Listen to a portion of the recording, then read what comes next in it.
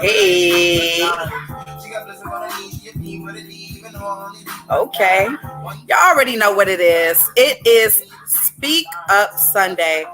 And Speak Up Sunday is something that I just definitely created this morning. But I've been promising more content, and with promising more content, what better time to speak than with everything that's going on now. So we are still in the library, okay? But of course, it's not the same type of library that we usually have on Thursday, okay? Now we still have a little libation because, whew, it helps the nerves. The nerves are bad. But I just wanted to talk with a lot of you guys. I know a lot of times we're talking about entertainment and we're talking about gossip and celebrity tea, whereas today I'm able to talk with you guys not so much about the entertainment, but about what's going on in today's society. Okay, so before we get into it, let's lay down some of the groundwork. Okay, for some of you folks that don't know, um, there was a man that was killed in broad daylight by a police officer. Okay, George Floyd. George Floyd is a man that was killed in broad daylight in Minnesota. Um, and so, if I'm sure you know what's going on. If you don't, then you're probably living under a rock. Okay, because it's everywhere. Um, but I'm not going to get too much into the story and the backlash of it. More so today, I want to talk about the protests, talk a little bit about the looting, talk a little bit about the rioting, and then hopefully getting towards the end, we can kind of come up with some sort of solution. We can kind of, not solve it because we ain't gonna solve it today. Okay, we're not gonna solve it today. But what we can do is be able to talk and politic about it. And I will read comments as people comment. Let me take these earrings off because they're gonna keep falling. As people comment, I'll read the comments and stuff. Because this is just an open forum. But again, so George Floyd was killed, and he was killed by Derek Chauvin, the officer who was the ringleader.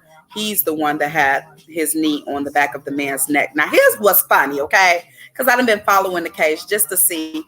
Derek Chauvin has been arrested. He has been arrested.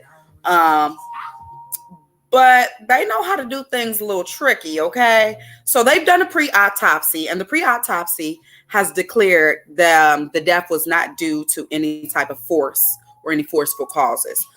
Well, in fact, they assume that the death is due more to natural causes. Of course, we all know that that's them building the groundwork for when they do go into the courtrooms. His lawyer is able to say, "Well, he ain't kill a man," So we'll see. We'll see. We'll watch it closely. But Derek Chauvin is no longer at his house, of course. Which I mean, why would he be? Now, a lot of people been upset, like why people not burning down his house? Why people not tearing down his house? Cause nigga, the police is out there. Okay, they is shooting. They protecting that white man. Okay, so and he's not there. He is not there. Kind of like my Jesus on that third day in the temple. He was not there. So we know he's not there. So why go to the house? Cool. But one thing that I did read in news this week is that Chauvin's wife has filed for a divorce. Now, I think that that's real funny that she's filed for a divorce in the middle of all of this, because essentially that's the wife saying that I don't want to be connected to my husband in any type of way. If y'all going for him, I don't want y'all to come and gun for me. So we get it, girl. We get it. We see you smart. We get it. You smart. We get it. But due to this, riots have begun and protests have begun everywhere. So now getting into a little bit of the protests and a little bit of the riots. Black Lives Matter, or do they? Black Lives Matter have, of course, been spearheading a lot of these protests in different cities. And for those that don't know who BLM is a movement co-founded by 3 Black community organizers Alicia Garza, Patrice Cullors, and Opal Tomenti. Now, I hope I didn't say that name wrong. And so the organization began in 2013, approximately 2013, after the Trayvon Martin and George Zimmerman case. Now, many know what happened with Trayvon Martin, young boy, coming from the store. He had a hoodie on, he had some Skittles, and George Zimmerman looked at him as a potential threat. How in the hell did he see him as a potential threat? I don't know. Of course, throughout the case, many said that there were some burglaries going on and there was some robberies in the houses. So George Zimmerman, being top flight security, he just responded in the way that he knew how to respond, I'm assuming. Okay. So he killed Trayvon Martin, okay, in broad daylight. Once again, we've seen another man die in broad daylight. Now, here's the thing. That was not televised because there was no cameras around it, okay? So, cool. All right. Black Lives Matter started that organization. Now, here's the funny thing, because a lot of people will say that Black folk is just talking out the side of their neck when they are upset about, police brutality and, oh, well, y'all killing each other. Well, baby, that's apple and oranges. That's another situation we got to handle amongst ourselves. And I don't know how many people that are watching are married or in serious relationships. It's one thing, like, if you're out with your man or your significant other and they say some stuff wrong. Now, I was always trained that when they say stuff wrong,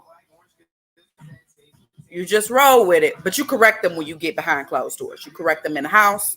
You don't correct them out in front of company. Now, that's just how I was raised, okay? That's just how I was raised. That's what I know, okay? But nevertheless, we ain't gonna deal with black on black crime in front of the nation. That's an in-house topic, okay? That's in-house. But getting back to the police brutality, since 2013, 7,666 Black people have died at the hands of police brutality, okay? I don't think y'all heard that. Since 2013, which is not that long ago, 7,666 Black people have died at the hands of police brutality, okay? African Americans only make up 30% of the population, but of course, with them only making up 13% of the population, police brutality disproportionately affects my community at higher rates than any other race, okay? And that's just the facts, because today we're going to give you the facts. I always talk, laugh with y'all and giggle, but we're going to get the facts, okay? So knowing that Black people, we only make up 13% of the population and we are disproportionately affected by police brutality, let me just give y'all a specific time date. In 2015 alone, police killed over 100 unarmed Black people. Unarmed. These people ain't got no weapons. These people ain't got no guns. These people, over 100 in just that year alone. So that's how we got to the number of 7,600 Black people to have died since 2013. That's crazy. That's a small city. Especially at the hands of police brutality, people that are supposed to be here to protect us, okay? Our taxes fund them, okay? Nevertheless, we have seen that riots have began in every city across the U.S., which is crazy. Now, what I did want to get into a little bit is because I was able to get a little bit of the footage from some of my close friends that were protesting here in Chicago. And as she recorded people literally peacefully protesting, okay? So let's just be clear. These protests started peacefully.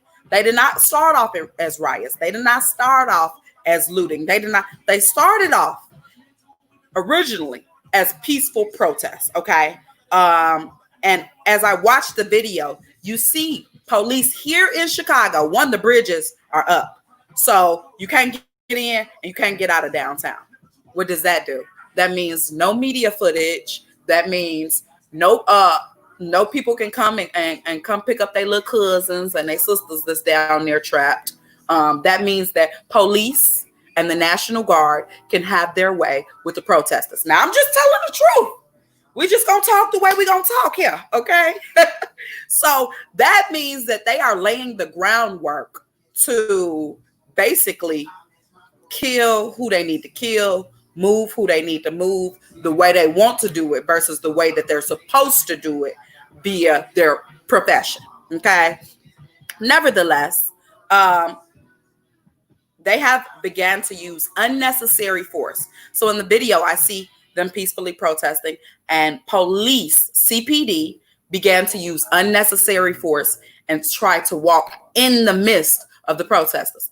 That's like provoking the people, okay? I don't know how many of y'all know, but like, you remember like back in the day when you used to be outside and you get into your stands, you know, when people try to fight you, get into a stance, a certain type of stance you got to have. You know, you got to have 1 foot in the front and 1 foot in the back to keep your balance real good, okay? So they are in their stance. So these people are already upset. Y'all are already messing with people that are already angry, okay? So as they are standing, you see the police try to walk through them. Y'all want y'all ass beat. y'all want one of these hands off rip. Because now you already know I'm angry. You already know I'm out here protesting. You already know that I am standing here for a cause and I'm angry and I'm fed up and I'm tired. And so what you're doing is you're poking the bear and you're going to get just what you want. Okay. I'm going to give you just what you want. Okay. What you're asking for. Okay. I have been into a few protests back in my day, many, many moons ago. And one protest specifically, I went to O'Hare at the time, and I was protesting. That's when President Trump, y'all's president, had put so many restrictions on borders of Islamic countries. Okay, and so a lot of people were not able to get back to their home country, which is here, Chicago. You know, this is what, or wherever, but here in the U.S., that was their home country. Okay, so being at that protest, I see we're at the airport, one of the biggest airports, okay? And we're standing there, and police actually was handing out water, you know? Of course, it wasn't too many of people that look like me out there, you know? But black like this, not like this, okay? So it was not too many people out there that look like me, but you see the police have a different type of care and a different type of response to those protesters, you know. And now to see the response that they're having to our protesters is ridiculous. Now, what I do want to say to us black people all across the country, because I know I'm pissed off as the next one, okay? I am livid, okay? But let's not forget that white people are our allies. White people that are really here for the cause, like a lot of you niggas, y'all got white baby mamas and white girlfriends, put them out there in the protest, okay? Because they ain't going to shoot Karen. They is not going to go for Karen. They are our allies. We have time after time been shown that our opinions don't matter. So white people at this time that are here for the cause are indeed our allies. Okay, they're our secret power to this fight. So what I have seen, though, is many celebrities have really jumped ahead of this, and they begin to fund different foundations so that they're able to pay for bail for protesters and things like that. So that's really good to see, like our celebrities that have this plethora and surplus of money really get behind this fight and really kind of jump in and say, hey, we standing with y'all. We here with y'all, you know. So that's dope. So I'm sorry, my phone was buzzing. We're getting notifications, emergency alerts that come through because, of course, here in Chicago, we are now on curfew from 9 p.m. to 6 a.m. And aside from that, the National Guard has been enlisted here in Chicago. So I just be telling people, y'all know what the National Guard is. You know what they do. They're trained to shoot. Okay. So protect yourselves and be safe. Nevertheless, back to these celebrities that are funding for bail for the protesters, I think that it's really dope that they're funding. They're funding bond for a lot of these kids that are out here protesting and standing up for the cause, you know. But here is where things get a little tricky to me, okay? And I'm gonna take a little sip on that. Now, we have seen since the protests began in the US, thousands of arrests have been made, okay? Arrests are being made hourly, okay? Thousands of arrests have been made when in actuality, only 4 arrests really needed to be made. Y'all have made 1,000 arrests for 4 arrests. Had y'all arrested them 4 officers, you wouldn't even have this, you know? But, you know, that's just the tea, you know.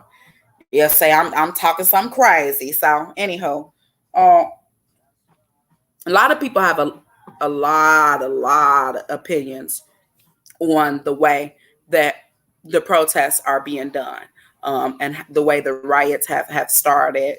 And of course, a lot of people have went back to Martin Luther King, who was a Black activist, but he was also a peaceful protester. Okay, he protested very peacefully. He believed in marching. He believed in, you know, standing up for your rights, but not enough to incite or enlist violence. Martin Luther King, we love you, my good brother. Martin Luther King walked so that we can run. Okay, so Martin Luther King marched. Okay, and it was great. He was very peaceful, but he was assassinated for being peaceful. He was still killed. Okay, he did not live a full life. He was still killed for just that. Our brother Malcolm X, on the other hand, which was one of those by any means necessary brothers. Now they both were fighting for the same cause, but of course Malcolm X was more on the Black Panther side. He believed in really kind of expressing your rage if need be. Now, he did not start the fights, but if the fights came, he was here for the fights. And that's, you know, where I think people get misconstrued. Malcolm X was not a strong believer in starting the fights. The fights were brought to him. And then it's gunplay. Okay. Then it's tit for tat. But we seen that brother too also be assassinated. So 2 different brothers, 2 different ways of doing it, but both fighting for the same cause, both assassinated. Okay. Malcolm X also walked so that we can run. Okay. Which brings me to a lot of the conversation that's being had about the looting and about the protests. Now, don't get me wrong. I'm not going to be out there looting my own self. And that's just because I can't run that good and I get out of breath. I got asthma a little bit. So I can't run too fast. But if I was much smaller, okay, and I didn't have these love handles, I'll probably take a whack at it. Maybe, who knows? But I think that a lot of people are getting so misconstrued on the beginning of looting and what looting is. So I'm going to give y'all a brief history lesson because this is the library, y'all. We learn, each one teach one, okay? Take it and pass it back to your neighbor, okay? Now, I didn't bring no rubric and I didn't bring no syllabus, but I am going to try to give y'all what I have been given. So looting is the act of stealing goods from a place, typically during a war or a riot. Now, many people, myself included, would say that our country was built on looting, okay? Our country, the reason we have our country is due to looting, okay? Now, let's go back to the definition again. It said it is the act of stealing goods from a place, typically during a war or riot. Now, let me just take y'all down the history of looting, okay? The first slave trade happened in the 15th century when European countries were able to finally expand overseas. Okay. For those of you that don't know what the slave trade is, it is where the Portuguese and the Europeans traveled over to the west coast of Africa and kidnapped people to enslave them and bring them back to their countries to have them work in their plantations, to have them work in their kitchens, to have them work. And they weren't getting paid. Okay. So that's what slavery is. Slavery is you're not getting paid for the work that you're doing. And these people would work from sun up to sundown. Okay. And many people say black people are lazy. They was lazy. Oh, okay. But that's another topic for another day. Okay. So the first slave trade happened in the 15th century. Okay. Now, people were sold and traded and seen as property. Now, here's the problem for me, and this is for me being a modern day person. You know, I may not understand what you're saying, okay? Because you may be Mexican, you may be of any type of other culture, you may be African, like me. I'm African American, but I don't know Nigerian. I don't know when they speak in Cambodian. I can't translate that. When I'm around the Asians and I'm getting my nails done by Ming Lee, I don't know what she's saying. Okay. I'm just laughing. Hey, all right, you know. But what I do know is that we all are people. I know we all got to sit on the toilet and poop. I know we all got to pee. I know if I cut myself, or if I cut Ming Lee, or if I cut my African brother, or if I cut my Hispanic brother, that we're all going to bleed red. Once that blood come out and it hit this oxygen, we're all going to bleed red. Okay. That's what I do know. I also know that we all have to work and pay bills. Okay. So to me, although we are different, we are still the same because we all are humans. Now, how back then in the 15th century, they ain't get that concept, the world would never know. And we ain't going to try to unpack it today. Okay. But, you know, that's just me speaking. Now, here's another situation of looting. Sarah Baartman, also known as Hottentot Venus. She was a slave woman. Okay. She was kidnapped from her country. She was promised that she would be have riches and gold, and she would be this and that. And once they did get her to the European countries, Sarah Baartman was used as a prostitute, as a slave, okay, as a midwife, and later as a circus act, okay. So reason they were so into Sarah Baartman is because Sarah Baartman had what we would call the vixen body. Okay. Sarah Baartman had a body that those Europeans had never seen. She had very voluptuous boobs. She had a very voluptuous behind, as many Black women do, you know, and it probably took her a long time to wipe it. Okay. So we seen that her body was something that many people are going to get surgery these days in modern cultures to look like. But they were so astonished. They were like bamboozled and like, oh my gosh, on how this woman had a body like this. So men used her as a prostitute, you know, to say that they've screwed on this woman that was shaped like this. She had several kids that did not make it to Earth just because of the type of life she was living. And of course, we're talking about hundreds of years ago. So they didn't have medicine the way we have medicine. They didn't have, you know, so no telling what she had. You know, people's nasty. Niggas is nasty now. So I could just imagine what they had back then, and they had no medicines and stuff. But we seen that not only was she disrespected and used as a circus act after they realized that she was no longer able to be a slave. We also seen that once she died, because she died at a very young age, that her body was still not put to rest. Okay. Her body was still not, you know, when we have people that pass, we have a cute little funeral. a nice little funeral. Or if we can't afford a funeral, we do a little cremation service, put them in the ground in the backyard, you know, let them go. Get their spirit on out of here. We pray for them. Peace between me and thee. We offer them the proper benediction.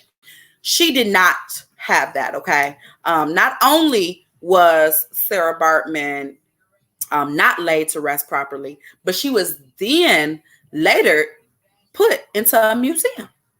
So not only was she not laid to rest, she was put into a museum, but not only that, okay? The story gets a little bit deeper, okay? The plot thickens. They said, you know what?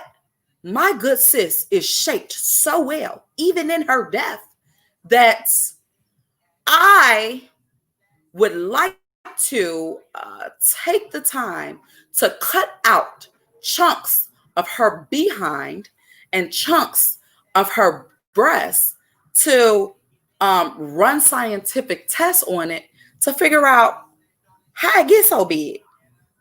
They ain't think that maybe it was collard greens and cornbread. They ain't think that maybe it was black eyed peas. They ain't think that maybe it was hog maw. They ain't think maybe it was chitlins and eating pork. They ain't think that. They said, no, we need to figure this out. Now, mind you, my good sis is dead. She's done. She's gone. She's long gone. She's up with the Father by now. And they still did not allow her body to rest properly. Once that happened, she stayed in the museum. And she stayed in the museum all the way until, catch this, 2010. Either 2009, 2010. So this lady died back in the 1800s, okay? And her body stayed on display until Black activists were so outraged and so upset that even in the 2000s, this lady's body is still up in the museum. Y'all still ain't got no heart, So she has since been laid to rest, thankfully. Thank God for a lot of our Black activists all across the world. But she was in a museum for many of years. Speaking of museums, museums is another place where a lot of looting has happened. And not looting from the museums, but looting to get the artifacts into the museums. Most of our U.S. displays in our museums are stolen artifacts, believe it or not. Many museums survived on looting artifacts from other countries, especially Africa, so that they can charge money for people to come and look at the things that they've stolen. Okay, so looting goes much further back. Okay, let's get into a little bit more modern times. Okay, not too modern, but December 16th, 1773, the Boston Tea Party happened. Okay, now many that did not have a social studies class in school would believe that the Boston Tea Party was something that was about having tea at a party and sitting and eating crumpets. But no, it was not. In fact, let's dig a little bit deeper. So in 1760, the British were so far in debt, so the British Parliament imposed a series of taxes on the American colonists to offset their debt, which is something we see in modern day culture, of course. The first act they had was the Stamp Act. The Stamp Act taxed colonists on virtually everything printed. So paper, business cards, licenses, everything that was paper that you can get your hands on, you're getting taxed on. So that's not only taxed for the business owner, but it was also taxed for the consumer. So it was double tax. So I'm getting taxed to create this product.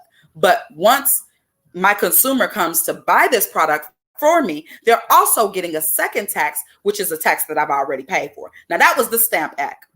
Later on, we had the Townshend Act. The Townshend Act went just a step further in taxing essentials. Essentials for the American colonists were things such as lead, things such as glass, paper, paint, and tea. Because at the time, Just like many of us, we have filters in our home. They didn't have that type of technology. This is the 1700s we're talking about, okay? So they used tea in order to make their water suitable for drinking, okay? So essentially that's a necessity, okay? Because I can't drink no nasty water. It's not going to quench my thirst. So they had tea. In March, a street brawl commenced between the British and the American colonists. And this is where the Boston Tea Party began, okay? So the acts eventually got overruled. What's up, y'all? What's up, y'all? I'm sorry, I ain't been speaking to y'all. What's up, Gorgeous Pearl, Chuck the Grapher, Shawnee, Ted? What's up, cuz the Unseen Scorpio? And so getting back to the brawl that happened. A brawl happened because the American colonists, what's up, Just Jug? The American colonists were so outraged that y'all had the audacity to charge us a tax on things that we need. So again, the acts eventually got overruled and thrown out, but it did not affect the tea. So they were still being charged on tea. And tea for them was something, again, that was essential because they ain't have filtered water. They ain't have, in order for that water to be drinkable, they needed that tea. So that's when people started transporting tea, from other countries. A lot of American colonists, they bootlegged it, because that's what our country is. Our country, America, is full of robbers, scammers, schemers, and snipers. That's what our country was founded on. Am I correct? Or am I not correct? Like, this was not our country. This was not an American country. This was for the Native Americans, okay? We celebrate Thanksgiving every year, but that was not a happy thing. They ain't have turkey and yams and sweet potatoes and all that stuff and macaroni cheese or green beans and collard green. They didn't do that. They was fighting. They were fighting, Nevertheless, getting back to the topic at hand. So, the act eventually overruled, but of course they were still getting charged for the tea, and the American colonists was not with it. They was not going for it, solely because they needed tea. Now, here's what the British Parliament thought about. The British Parliament, they enacted the Tea Act because they wanted to tax something that they knew they were going to get money on. Reason they knew they were going to get money on it because 1.2 million pounds of tea was drank yearly in the 1700s. So they knew they was going to get a nice little helping of money to get them out of their debt. The colonists was not for it, okay? The colonists began a group called the Sons of Liberty. Now, this is where we hear what people say, oh, our forefathers, our founding fathers. So the Sons of Liberty held meetings and rallies against the act. Now, they were underground. The Sons of Liberty were an underground group, kind of like the Black Panthers, but they were all white. They were white because they was pissed about their tea tax, okay? Now, they all had slaves. But that tea tax is what they was not going to pay, okay? So the Sons of Liberty, they began having rallies. They began having private meetings, and they began to rally the people up in their communities to get on their side. We need y'all on our side. I know y'all sick of being charged. We sick of being charged too. We need y'all here for the fight because here's what we going to do. They made a plan, they organized, and they wanted to execute the plan. Now, the plan was not a peaceful protest, okay? The plan the Sons of Liberty orchestrated was not to be peaceful at all. They was really kind of thinking like our good brother Malcolm X, by any means necessary. So the colonists disguised themselves as Native Americans and looted tea. They looted tea from the British ships as they came in, and they threw the tea into the water. Okay. So they looted, they looted. And that's back in the 1700s. That was back in the 1700s. Okay. So getting back to more modern day looting, because I'm working our way up. If y'all following me, I'm working my way up to 2020. Okay. So we heard our president earlier this week says when the looting starts, the shooting starts. Now, many people were outraged about this because a lot of people knew the origin of that term. Okay. And we know our president, he knows the origin of the term too, but he likes to backskate. He's the best backskater I've ever seen. I would take him to the rink, okay? Because he's good at doing a slide to the left, slide to the. He's great at doing that. So he used that term on social media early this week in regards to the George Floyd case. And then, of course, he deleted it and he expounded upon the fact that no, what I mean by when the looting starts, the shooting starts means that we did see a shooting because we seen that George Floyd was shot and we don't want that to happen again. Oh, okay, Trump. Okay, my good guy. Bye. Anywho, the term was originally used in 1967. The expression came from a racist Miami Police Department chief, his name is Walter Headley. And it was due to the segregation riots that were starting to happen. Because if we look back 1960s, that's when our good fellas Malcolm X and our good fellas Martin Luther King were out there during what's up, Law? What's up? During the segregation fight. They were really fighting for our people. And so we later seen that term used when the looting starts, the shooting starts again in 1960, in the 1960s. And it was by our presidential candidate, George Wallace, during segregation. He used the term to address slum hoodlums that were ungrateful. Okay. He was talking about my people, the Black people. He was saying that Black people are not grateful. And reason they're not grateful because basically we let y'all out of slavery. Like, what more do you want from us? We don't have y'all in slavery no more, but y'all can't shit where we shit. No, y'all can't drink from our same water fountains. Oh, no, eat where we eat. Oh, y'all for sure can't do that. Learn what we learn in our schools. How dare you think that? You know, so of course we seen that term used again. And that term is embedded in such a hateful time and such a disheartening time, especially for us as Black people. Now, other people of other cultures may not experience that same type of anger.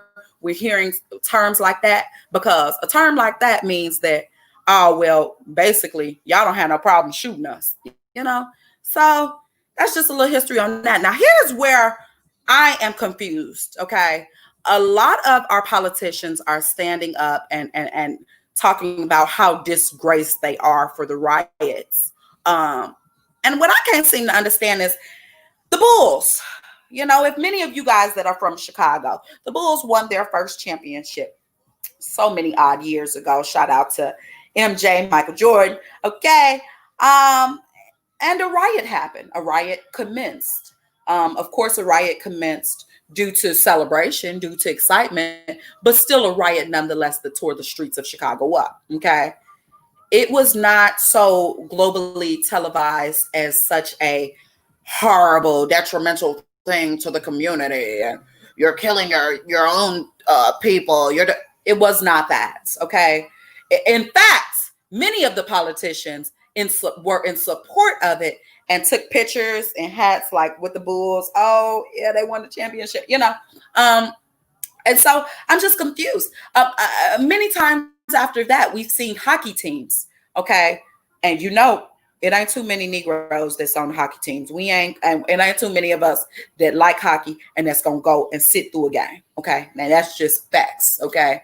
We've seen many riots come behind our hockey teams winning, you know, and in celebration, of course, but nevertheless leaves the same amount of damage as the damage that we have in modern day culture. Okay.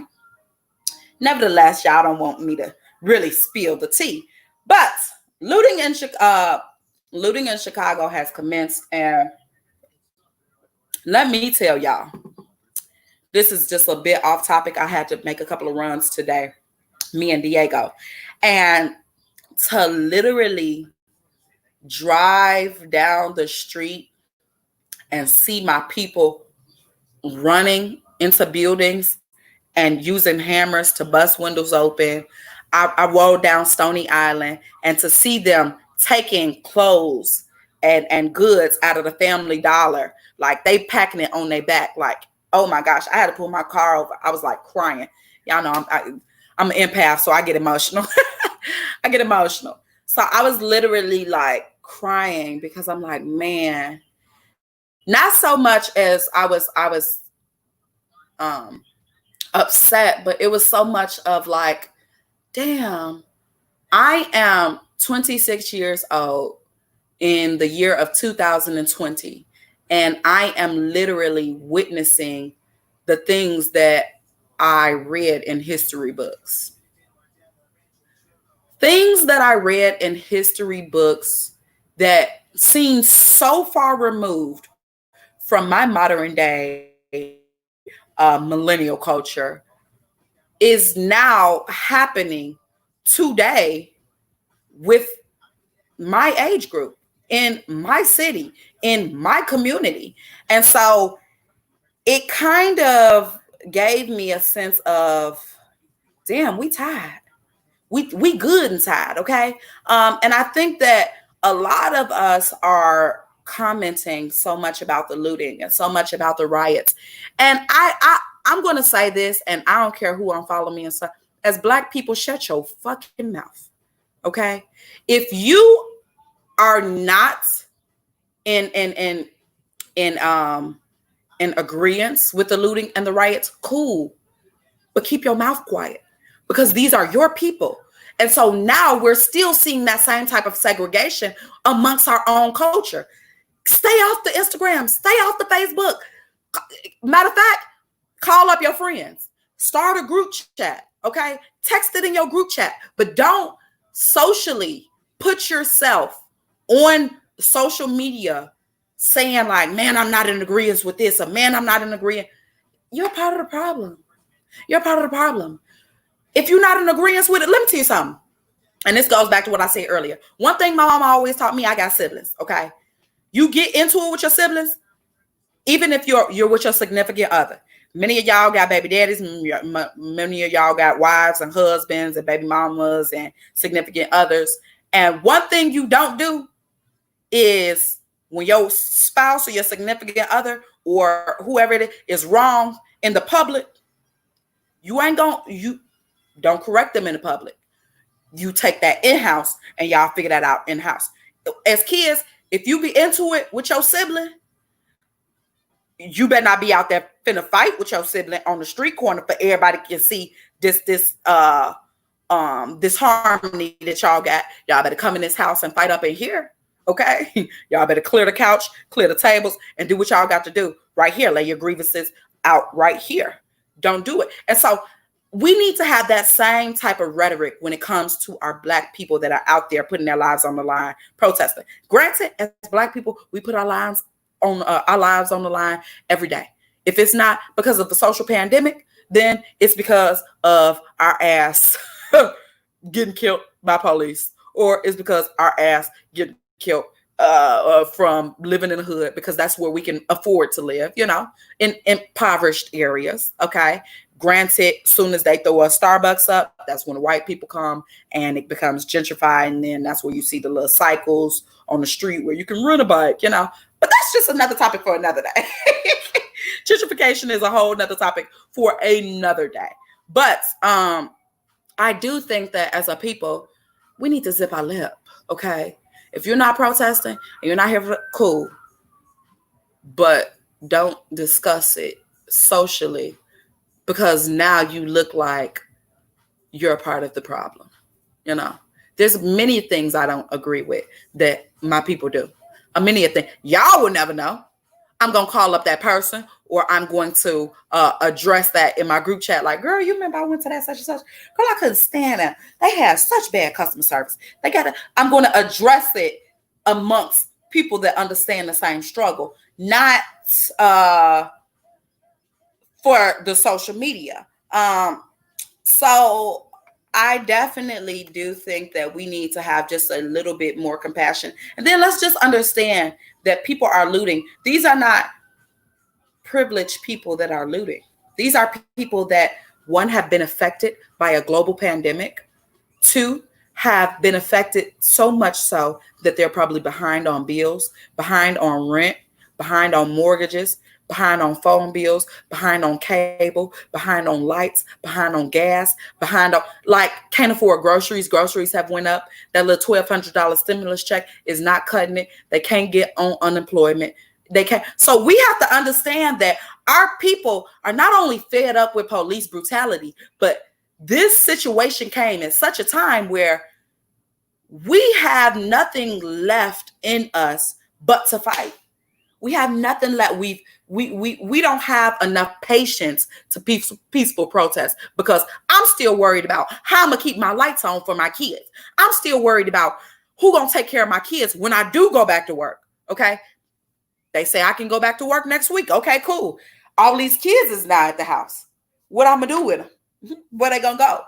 I've had to sit for months in at a time and homeschool.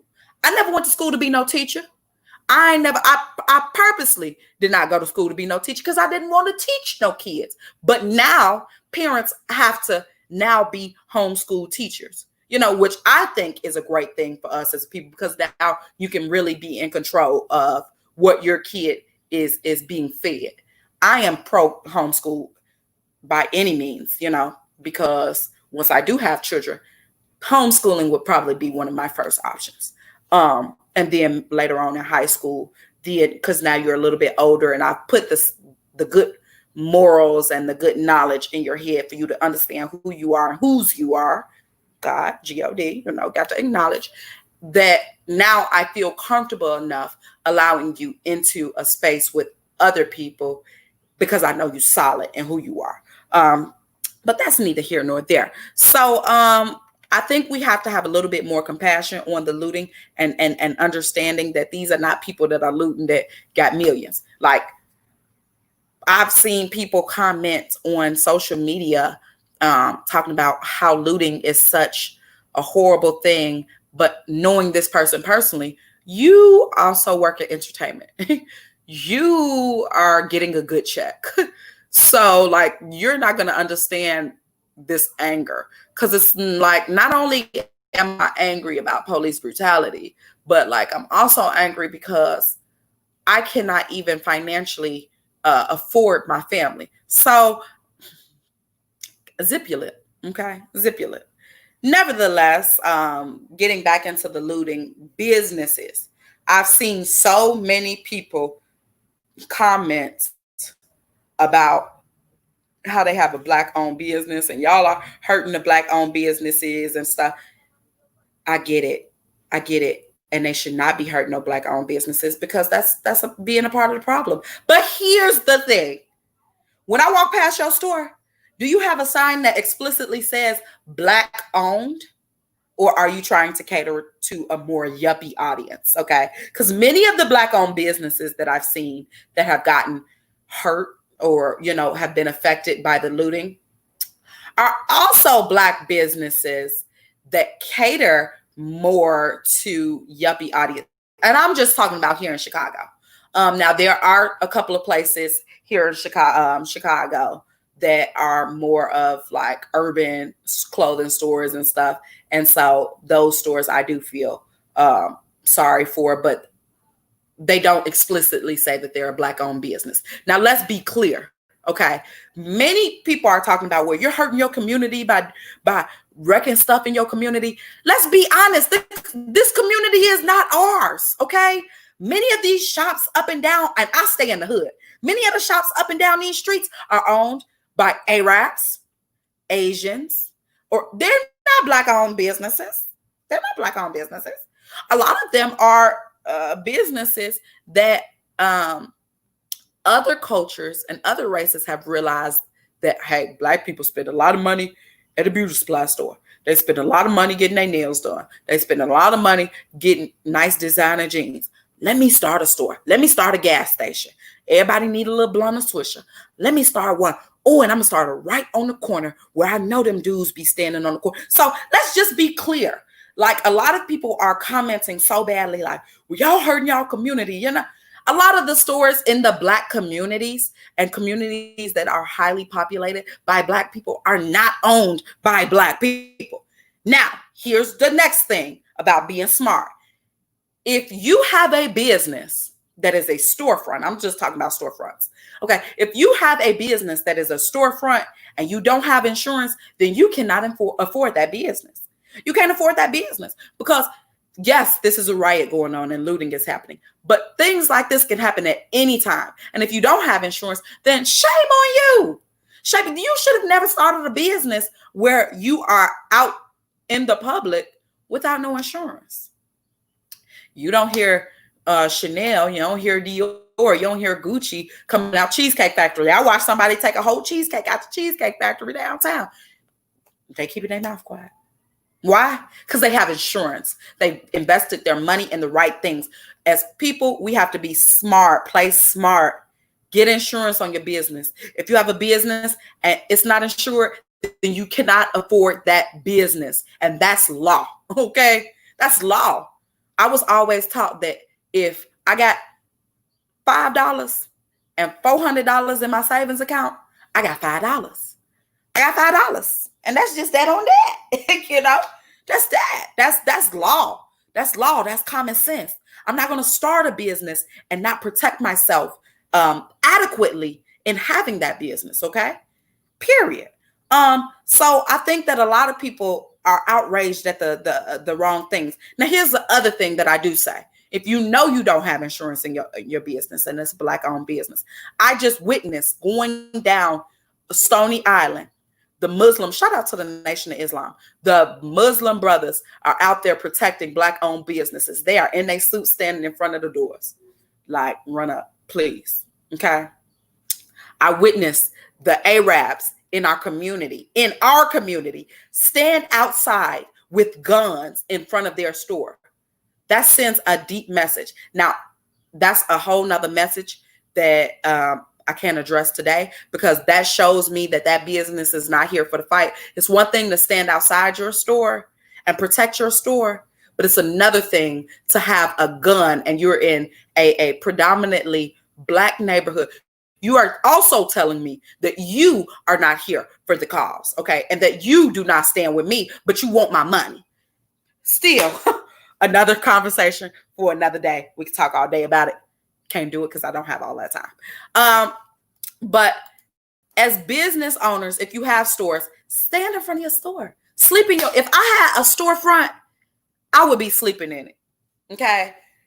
Unless I had good insurance. Then I'd be like my car, I tell people all the time, I just hope people got their stuff together when they hit it, because I got mine together. I got gap insurance. If anything happened to it, God is good. My credit is decent. I'll go get another one because it'll be paid off.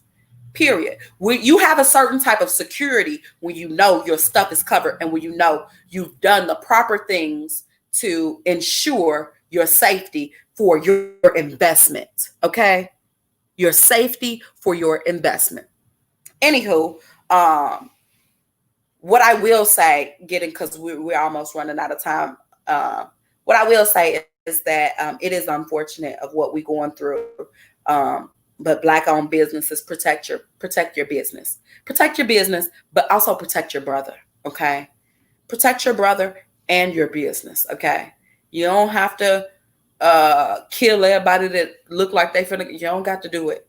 I watched a post earlier, a store, a urban store out south. It's owned by Black guys, and they stand outside. They got their cocktails and stuff. They just kicking it, standing outside, chilling, because it's a nice day. I'm sitting outside my stove, because I know what you won't do is run up on. And so that sends a strong message, like, oh, okay, that's a Black-owned business. Let me go on past it. It sends a strong message. So you don't have to stand outside with a gun, and you don't got to do that. You don't got to do that. That's ignorant. That's ignorant. That's what we're trying to battle. Don't do it. But getting close to my closing, I do want to say, y'all protect yourselves. If you out there protesting, you out there looting, I get it, cool, but protect yourselves, because the National Guard has been activated here in Chicago. And so we all know what the National Guard is here to do. National Guard is a no talk, no nonsense type of people. Okay. They train to go. They train to shoot. Okay.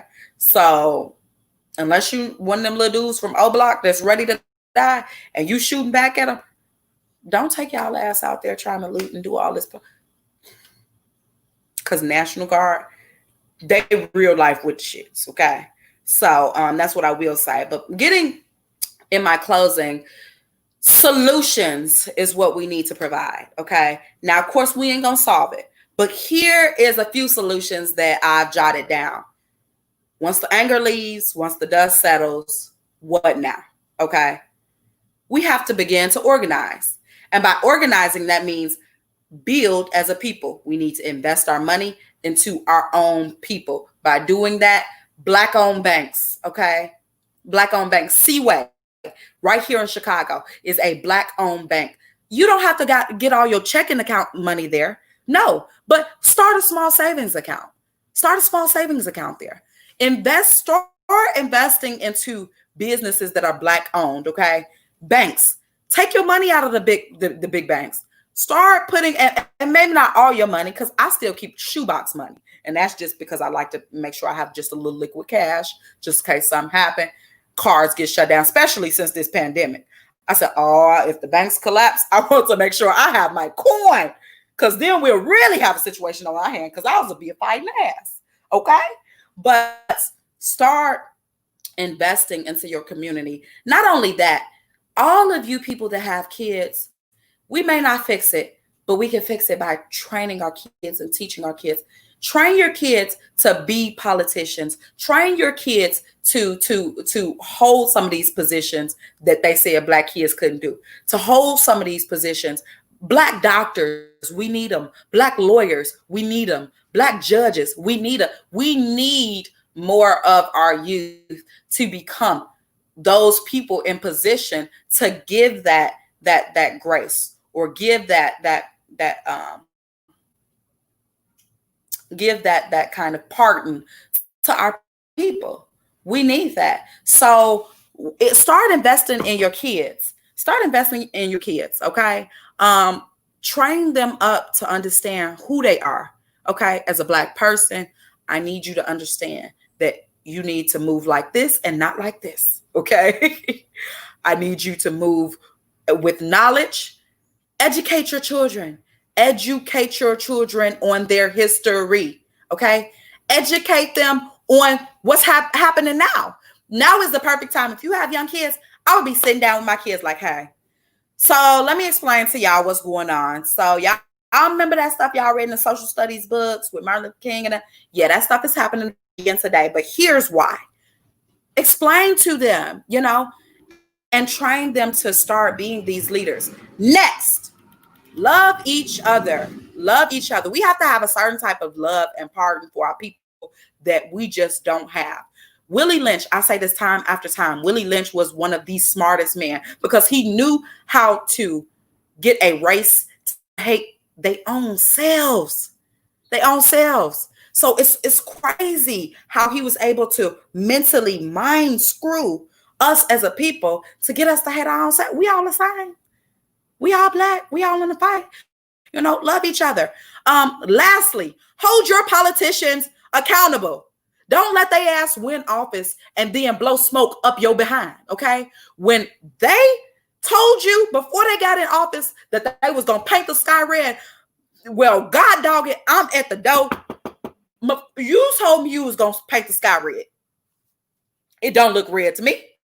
Okay. Hold your politicians accountable. Your mayors, your aldermen, your state officials, your president. Oh, yeah, that's a whole other story. Your president, we ain't gonna be able to do nothing with. But start protesting unfair laws and small things that are happening in your community. And that way we can begin to start to work outward and go to the bigger top. Okay. In my closing, I only got a few seconds. I love y'all. Thank y'all for tuning in. This was Speak Out Sunday on The Library with me, Ike with the Mic, the Potty Mouth Princess. Make sure you tune into The Library every Thursday at 8:55 p.m. Shout out to everybody that tuned in. I love y'all. Be safe. Be careful. And please, please love on your friends. Check on them. Even if they're not your friends, your people that you have on social media, it's been so many people that I've just checked in with. I don't know them personally, but I know they follow me. I know they watch things, and I send them a DM like, how you doing? You okay? Do you need to talk? You know, I may not have the best advice, but we need to start building that type of community amongst each other. Nevertheless, I love y'all. Mwah! Now I'm gonna have a cocktail. God is good. Okay. Yes.